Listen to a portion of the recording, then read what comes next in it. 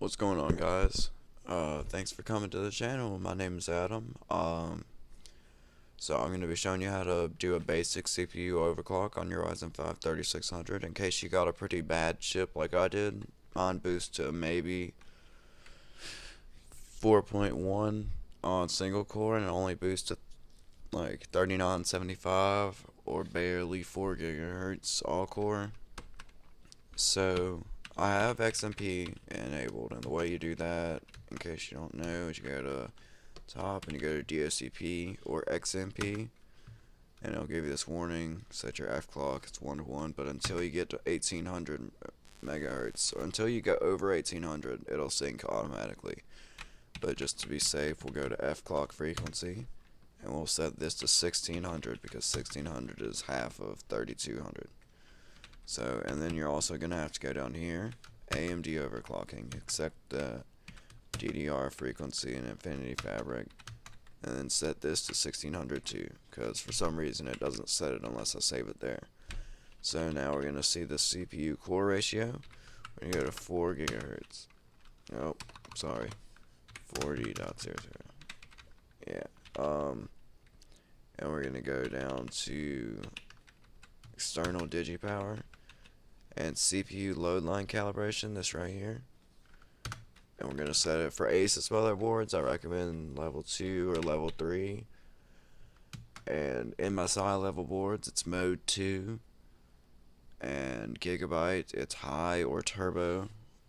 But I don't know what the ASRox is, so yeah, sorry.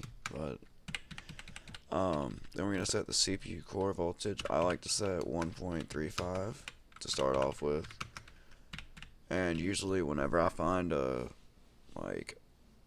frequency that I'm comfortable with, I'll see and I'll try to inch that down and then flatten out the LLC by setting it to auto. Or in this BIOS, auto is like level 4 or level 5, but I just leave it on auto. And DRAM, your XMP or your DOCP automatically sets your DRAM frequency to, or voltage to 1.35. And you shouldn't have to mess with your SoC, but you can set it to 1.1 if you want to. But my motherboard actually comes in at auto on 1.1. I have the Asus Crosshair 8 Hero, because I plan to get a 3950X soon. But we're going to go ahead and save. We're going to enter. And this is just a little video just to give you the basics of how to overclock this chip in case you got a bad chip. I'm just giving you the steps that I went through in order to find a overclock I'm comfortable with. But I hope it helps someone. And usually you'll want to go back into the BIOS and make sure that your settings actually applied, but I haven't really had trouble with this board applying settings. So now that we're in here, 327, and we're gonna go open Cinebench. We're gonna open Hardware Info 64, and I will link this. I'll link Hardware Info 64 in the description. But we'll go ahead and run CPU and make sure that it's at 4,000 megahertz.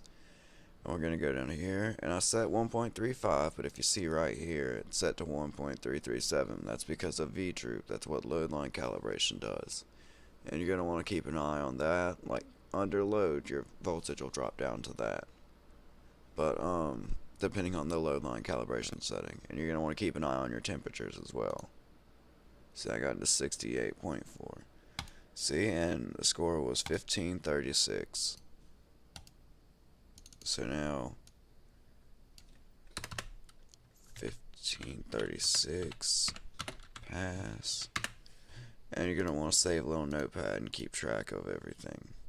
Maybe put your temperatures into max temp 68.05. Okay, now that that's done, just for now, since we're just testing everything, we're gonna shut down.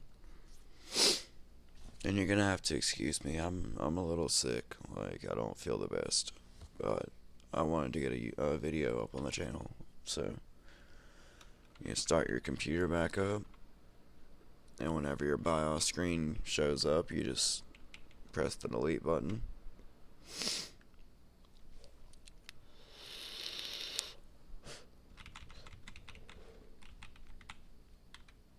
Now we're back in the BIOS. Now we're going to set 4.1.00. You could set 40.50 just to be safe, but I've done this, so I'm fairly confident. But alright, so now that that's set, we can go and we can save changes and well, first you're going to want to save a user profile if you can. We're going to save it to, we're going to name it video and save it to slot 6. Alright, exit, save changes and reset. Alright, and again, if you can leave your CPU on auto and it actually achieve boost clocks during single core stuff, like single core mine only boosts to 41, so I don't see much point in losing the multi-core performance by leaving it on auto until they fix it with the new BIOS update. I don't know if that'll actually fix it. I've seen a couple reviews on some beta BIOS, but I don't know. I hope it fixes it, but I'm not like imagining it'll do anything spectacular. But now we're back in here. We're going to open hardware info. We're going to open Cinebench.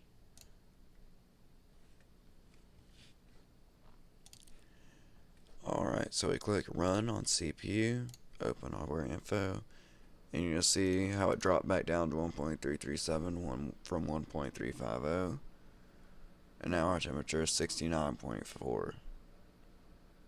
So we're going to make sure we pass this. And you're always going to want to read your CPU core voltage from the SVI2 if you have it. But yeah, we're going to make sure that we have this. Alright, so now 1535. That's with a couple things open, so I'm just going to close some stuff up. When you're doing this, you're going to make sure that you want to have everything closed if you want to see the actual improvements, but just going to rerun this.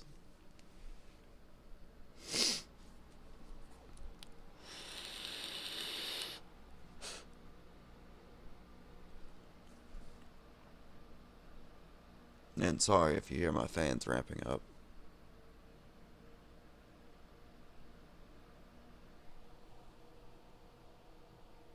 Alright, so now it was 1608.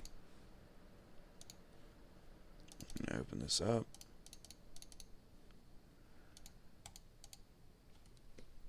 .1, 1608. Mac pass, max temp, 70-ish. Alright. There's 69.5. Alright, now we're going to save this. And we're going to shut the computer back down. Now we're getting to the point to where I know that I can't bump it up to 4.2. Because I can't hit 4.2 on this chip without shoving 1.425 volts into it. And I don't recommend that at all. So we're not going to do that.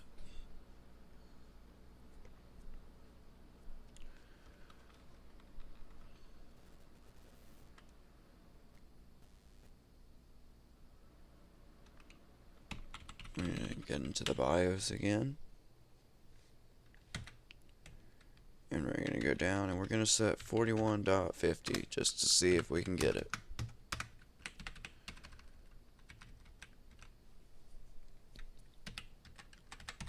Alright, now save changes and reset.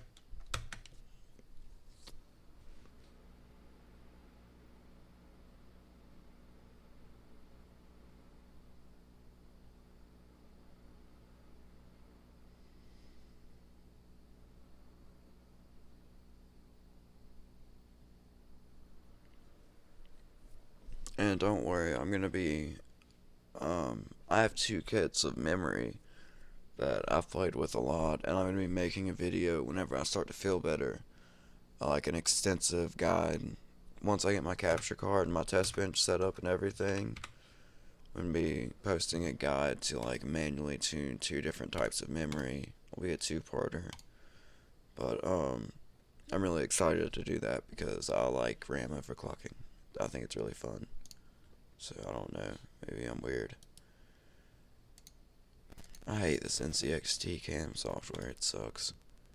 We're going to go ahead and close out everything and run the CPU test.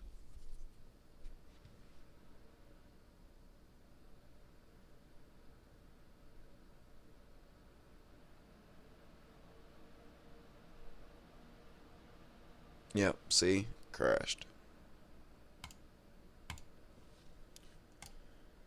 Okay. So now we just shut that down.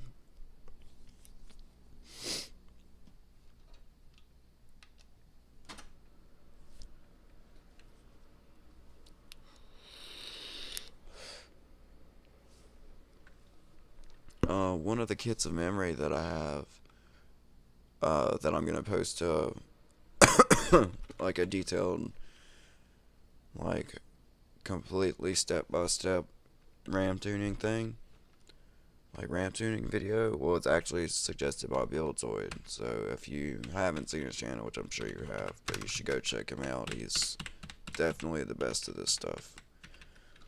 So I know my chip will do 4.1, so I'm going to go ahead and set 1.33, and because I saw it was bumping to 1.337, and I'm fairly positive just because that's how VDroop works. I know I can knock it down to 1.33125. I'm going to set my CPU load line calibration to auto, but that's because auto is like flat for this board. With MSI, you're going to go mode 2, like I said earlier, and with Gigabyte, go high if you can, and if you can't, go turbo. Because since we're using a low voltage, we can kind of compensate for that overshoot and undershoot that happens when you use load line calibration. So never set like a 1.4 volt and then use load line calibration to make it flat, because it'll go like a wave, like it'll go like this, like the way my mouse is going. But as it's going like this, whenever you start a load, it'll shoot up, or whenever you stop load, it'll shoot down. Like I don't know, it could cause damage to your chip. But now that we're set to that, we're gonna go ahead, exit, save changes, and reset. Okay.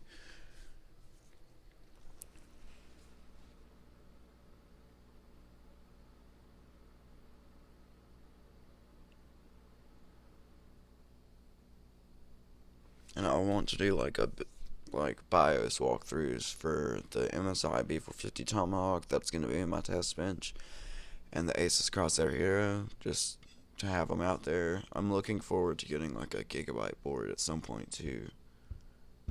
I don't know. I'm just enjoying messing with the Ryzen 3000 chips. Like, I think they're kind of fun to mess with. But that might just be me. Well, no, I feel like a bunch of people like that. So now, we're going to open Cinebench again.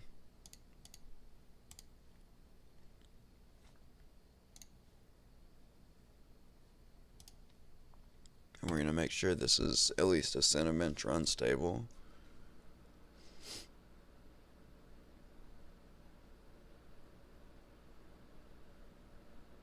Which I'm fairly positive that it is.